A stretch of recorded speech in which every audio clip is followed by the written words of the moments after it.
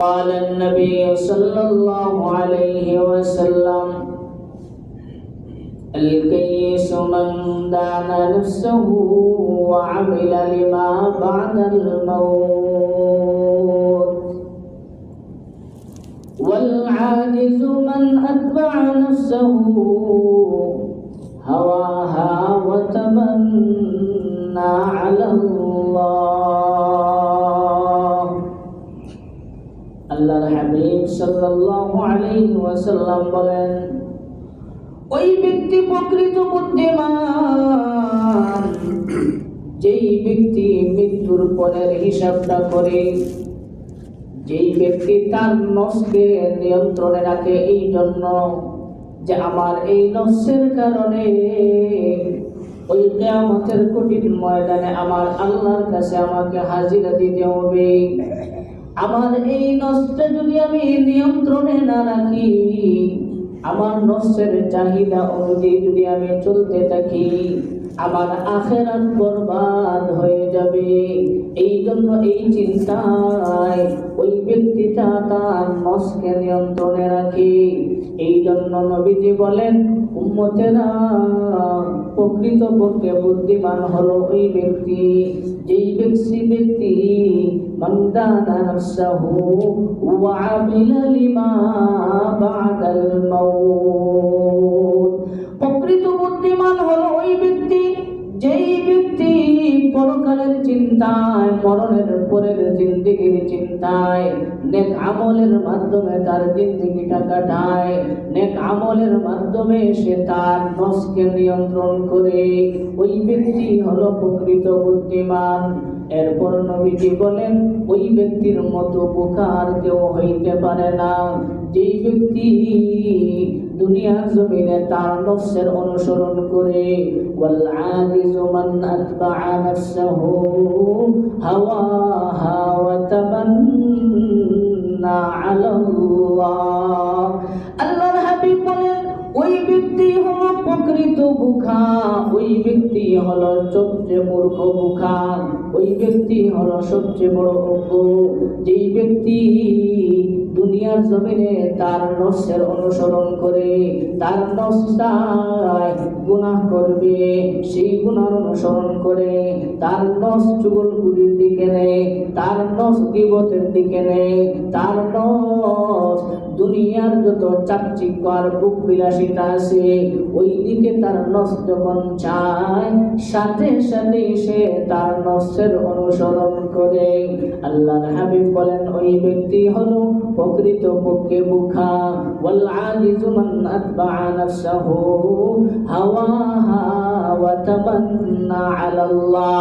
যেই ব্যক্তি তার নফসের চাহিদা মতো তার জিন্দেগি পরিচালনা করে, আবার আল্লাহর কাছে সে আশা পোষণ করে, তার নফসের অনুসরণ করে চলে, আবার আল্লাহর কাছে আশা পোষণ করে।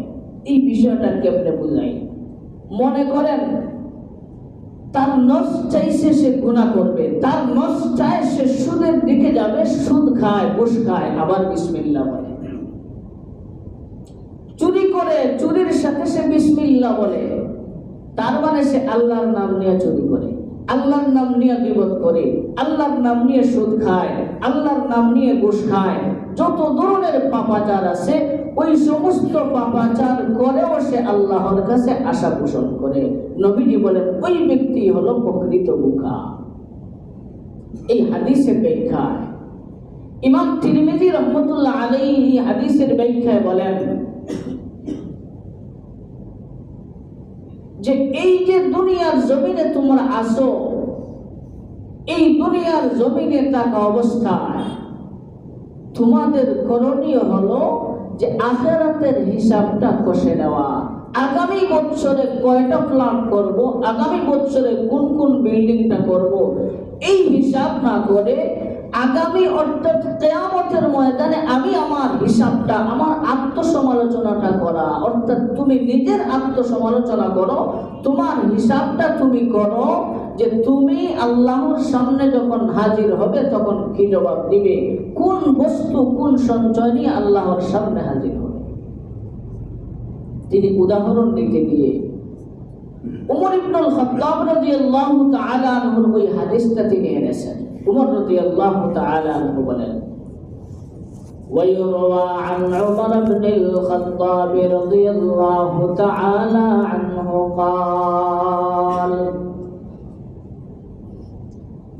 حاسبوا أنفسكم قبل أن تحاسبوا وتزينوا للعرض الأكبر وإنما يخف الحساب يوم القيامة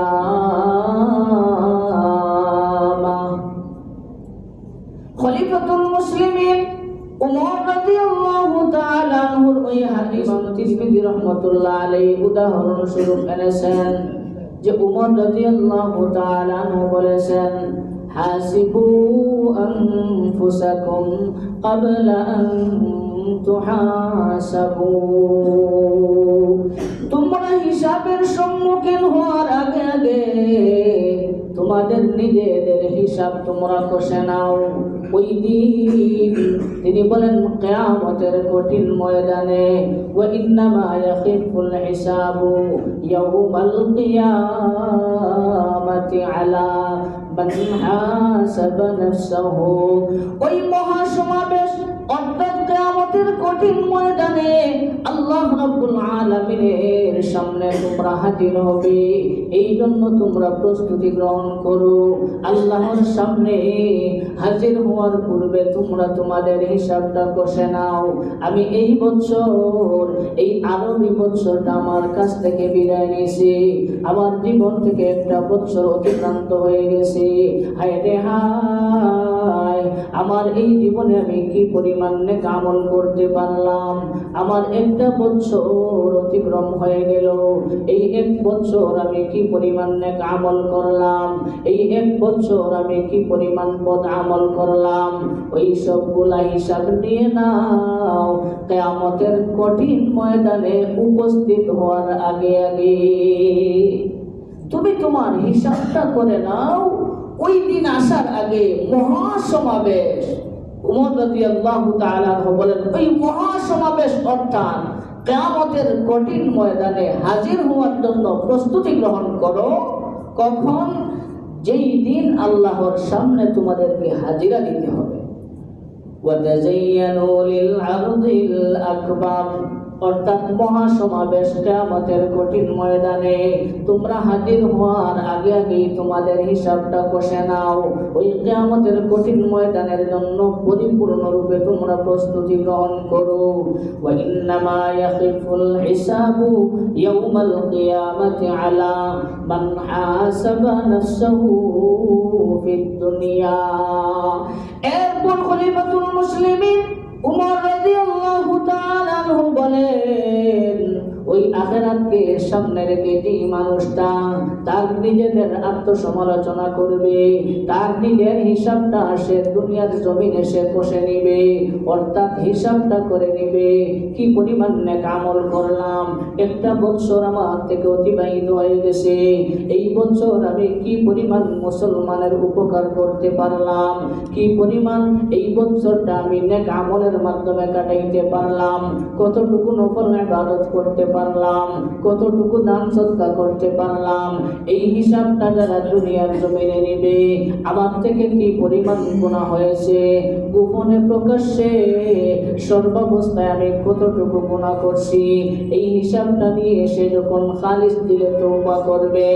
খলিফাতুল মুসলিমিন উমর রাদিয়াল্লাহু তাআলা আনহু বলেন, ওয়া ইন্নামা ইয়াখিফুল হিসাবু ইয়াউমাল কিয়ামাতি আলা মান হাসাবা নাফসাহু ফিদ দুনিয়া, যেই ব্যক্তি দুনিয়ার জমিনে তার হিসাবটা করে নিবে, কিয়ামতের কঠিন ময়দানে তার হিসাব নিকাশটা হালকা ও সহজ হয়ে যাবে। দুনিয়াতে যদি আমি আমার হিসাবটা নিয়ে নেই, তাহলে আখিরাতে আমার হিসাবটা খুব সহজভাবে হালকাভাবে শেষ হয়ে যাবে। বিষয়টা কত গুরুত্বপূর্ণ কিনা মনে করেন, একজন বিদেশ যাবে, বিদেশ যাওয়ার আগে তার পাসপোর্টের ঝামেলা, কাগজপত্রের ঝামেলা সব গুনাহ সে যদি বাংলাদেশে থেকে ঠিক করে নেয়, তাহলে বিদেশে যাওয়ার পথে সেখানে যখন যাবে, যাওয়ার পরে তার আর কোনো ঝামেলা হবে না, নির্দ্বিধায় গিয়েই সে সেখানে চাকরি শুরু করে। বিষয়টা এমন না যে সে যদি বাংলাদেশে থেকে তার কাগজপত্র সবগুলো ঠিকঠাক রাখে তাহলে কোনো ঝামেলা নাই।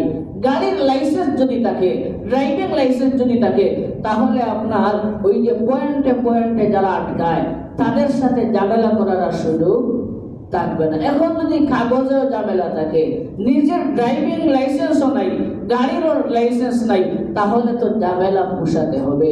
এই জন্য খলিফাতুল মুসলিমিন উমর রাদিয়াল্লাহু তাআলা আনহু বড় সুন্দর কথা বলেছেন, ওয়া ইন্নামা ইয়াহিফুল হিসাবু ইয়াউমাল কিয়ামাতি আলা মান হাসাবা নাফসাহু ফিদ দুনিয়া।